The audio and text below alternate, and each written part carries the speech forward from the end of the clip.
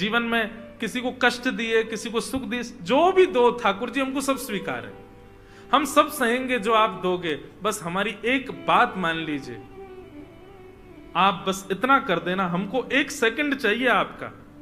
जब मेरी अंतिम श्वास निकल रही हो, उस अंतिम क्षण में मुझे कोई ना दिखे, मेरे त्रिभंग ललित श्याम सुंदर मुझको दिख जाए बस, और कोई ना, मुझे और कुछ नहीं चाहिए। इतना तो कर सकते हो ना ठाकुर जी?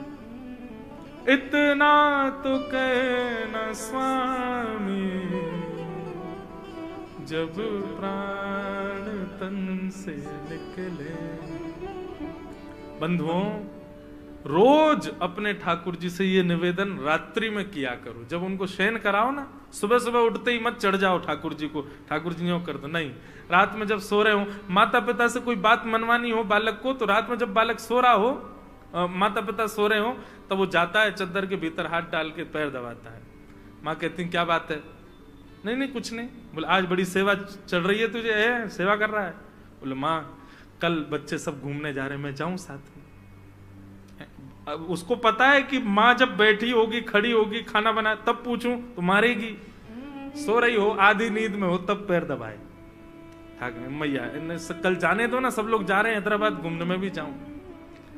तब माँ मान जाती है, ठीक है चला जियो, ध्यान रखियो अपना, ठीक है, खुश हो जाता है बालक। ठीक वैसे ही ठाकुर जी को दिन भर कुछ मत कहना, रात में जब ठाकुर जी को शयन कराओ ना, तब इत्र सुंदर ठाकुर जी के चरणों में लगाना। और हम मांग भी कोई संसार की वस्तु तो मांग नहीं रहे ठाकुर जी से, ठाकुर जी बस इतनी कृपा कर दो। इस देह के प्राण कब निकलेंगे मुझे नहीं पता, पर आपको पता है। मेरी मृत्यु निश्चित है, आपको पता है मेरे प्राण कब कहां कैसे निकलने वाले हैं। मैं बस आपसे इतनी प्रार्थना करना चाहता हूं ठाकुर जी,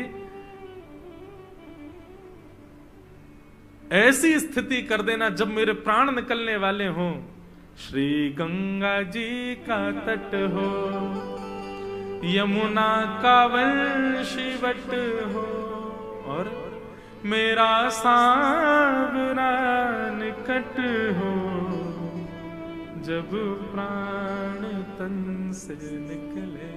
और ठाकुर जी मेरी मृत्यु जब हो रही होगी ना, सब लोग अस्त व्यस्त वस्त्र पहन करके आएंगे। भाई शोक की घड़ी में कोई सज के तो आता नहीं है, सब लोग ऐसे ही रात्रि में पता चल जाए किसी के प्राण निकले तो बेचारे जैसे हम सोए होते हैं वैसे ही भागते हैं। ठाकुर जी सब अस्त व्यस्त आएंगे, मुझे किसी से मतलब नहीं, लेकिन आप तो सज धज के आना। पीतांबरी कसी हो, मुखड़े पे एक हंसी हो, छवि मन में ये बसी हो, जब प्राण तन से निकले।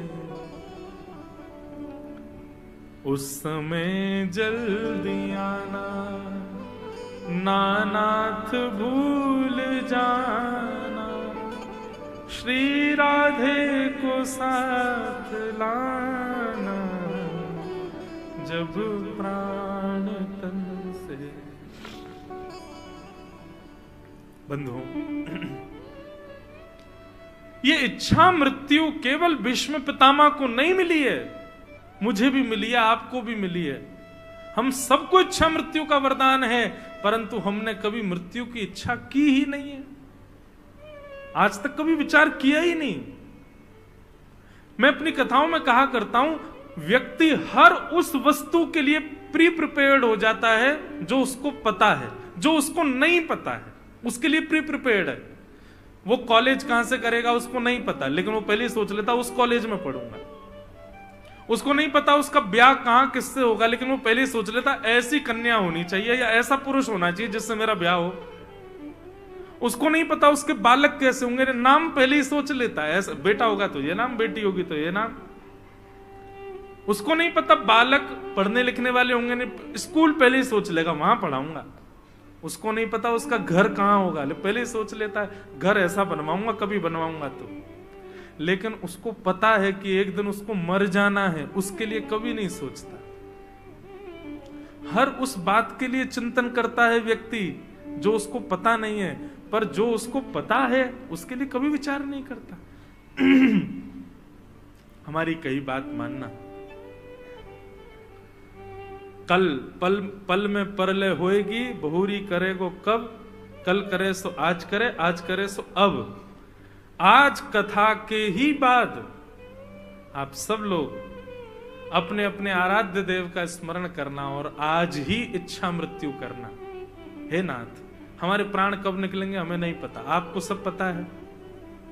बस हमसे एक ही अभिलाषा आपसे रखते हैं ठाकुर जी, जब भी हमारे प्राण निकले तो ऐसी ऐसी सिचुएशन क्रिएट कर देना, और सिचुएशन जो आपको बढ़िया लगे बता देना।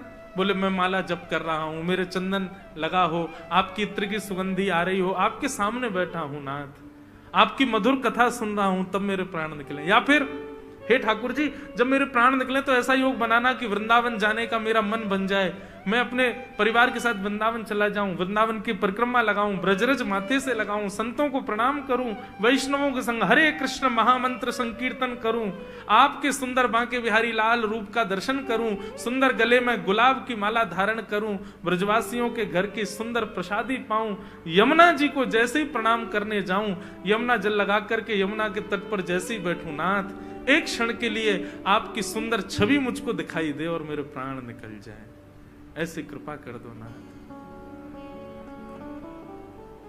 आप इच्छा मृत्यु करो तो सही, पूरी ठाकुर जी करेंगे, उसको पूर्ण करने की जिम्मेवारी ठाकुर जी की। हम तो हर कथा में कहते हैं मृत्यु से भयभीत क्यों हो रहे हो, ऐसी मृत्यु का योग बना दीजिए, पहले ही सोच लीजिए ऐसी मृत्यु हो कि उस मृत्यु की प्रतीक्षा शुरू हो जाए, कब होगा। लेकिन एक बात, आप आज एक तो क्या मृत्यु से डरते बहुत है ना हम लोग। अब कहीं आप लोगों ने आज मन में विचार कर लिया, हमारे कहने से अपने आराध्य देव से कह तो दिया कि नाथ ऐसे ऐसे मृत्यु हो, और किसी ने सोचा कि मैं तिरुपति जाऊं, वहीं पर मेरे प्राण निकले, तो जब जब घर में बात हो चलें तिरुपति, अभी नहीं ऐसा नहीं हो कहीं आपके साथ, कहीं भयभीत मत हो जाना। मुझे इस बात का डर है कि हे नाथ, जब मैं आपकी माला कर रहा हूं तभी मेरे प्राण निकले, कहीं आप माला करो, आज नहीं कल ही करूंगा, आज तो मुझे 4-5 काम है, कहीं प्राण निकल गए तो। ऐसा नहीं भैया, ऐसे भयभीत मत हो जाना। मृत्यु को उत्सव बनाइए, ठाकुर जी से प्रार्थना करो नाथ मेरे अंतिम क्षण में निश्चित आ जाना, कृपा करना। भीष्म पितामह के सामने ठाकुर जी खड़े हैं।